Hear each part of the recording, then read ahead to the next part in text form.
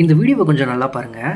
இந்த வீடியோவில் ஒரு லேம்போகினியில் வந்த ஒரு பர்சன் மேலே போகிற ஹெலிகாப்டர் பார்த்து என்கிட்ட அந்த ஹெலிகாப்டர் இருந்தால் நல்லா இருந்திருக்கும், ஆனால் இந்த சிக்னலில் நிற்கவே வேணாம் அப்படின்னு யோசிக்கிறான்.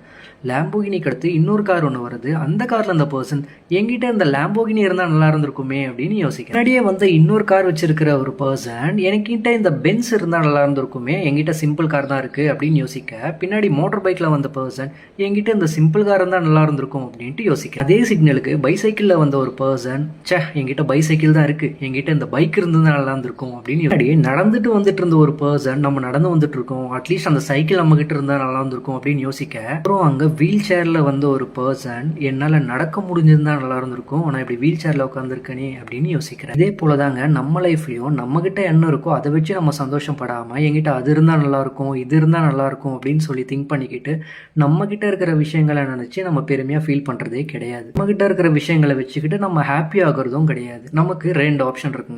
ஒன்று, நம்மக்கிட்ட என்ன இருக்கோ அதை வச்சுட்டு ஹாப்பியாக இருக்கணும்.